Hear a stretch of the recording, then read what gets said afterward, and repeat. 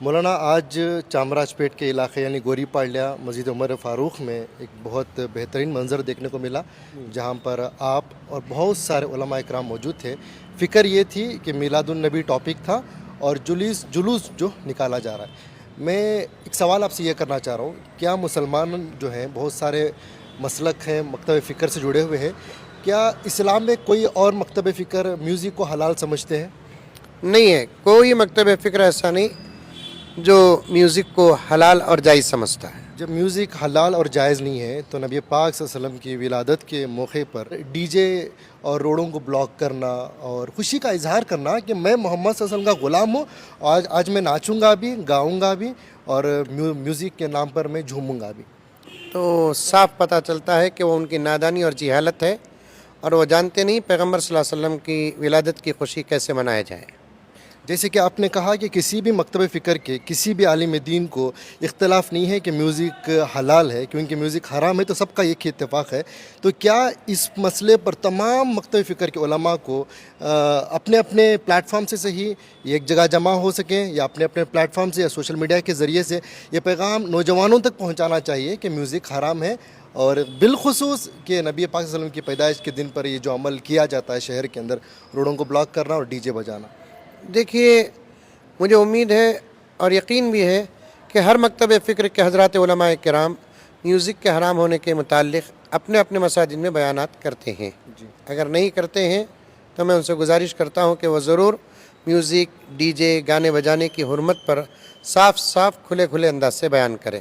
اور ایک مسئلہ یہ ہے کہ 12 ربیع الاول یا ربیع الاول کا مہینہ جب آتا ہے، ایسے اہم موقع پر بعض مساجد میں جب اس عنوان کو لیتے ہیں تو پھر محلے اور ذمہ داروں سے بھی حالات آ جاتے ہیں، تو ایسی صورت میں وہ لوگ اس وقت بیان نہیں کرتے، ورنہ عام حالات میں تو ضرور بیان کرتے ہیں کہ میوزک، ڈی جے سب حرام ہے۔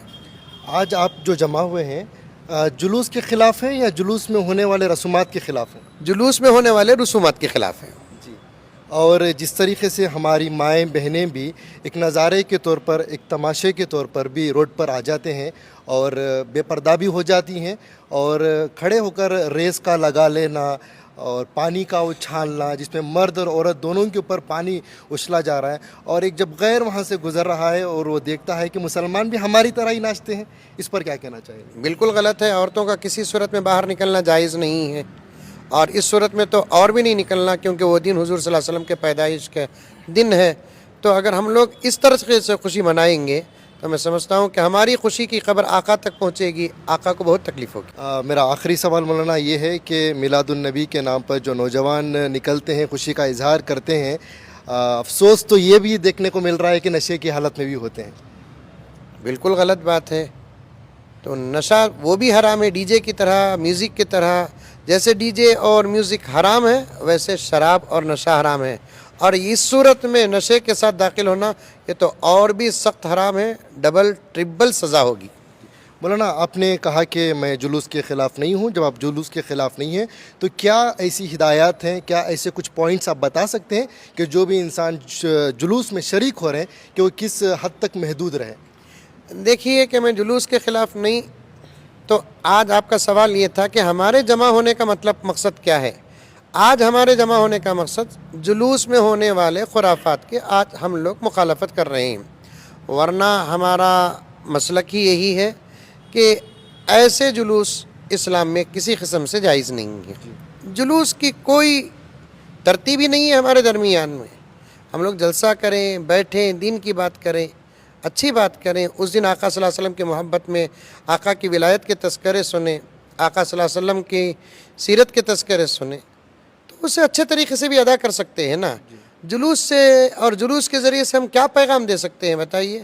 کوئی پیغام اور کوئی اصلاح جلوس کے ذریعے سے ہو ہی نہیں سکتی۔ جلسہ ہو، جیسا کہ ہمارے علماء میں مولانا مفتی اصغر علی صاحب نے کہا کہ جلسے ہو مسجدوں کے اندر اور آقا کی سیرت بیان ہو، یہ بہت اچھی بات ہے۔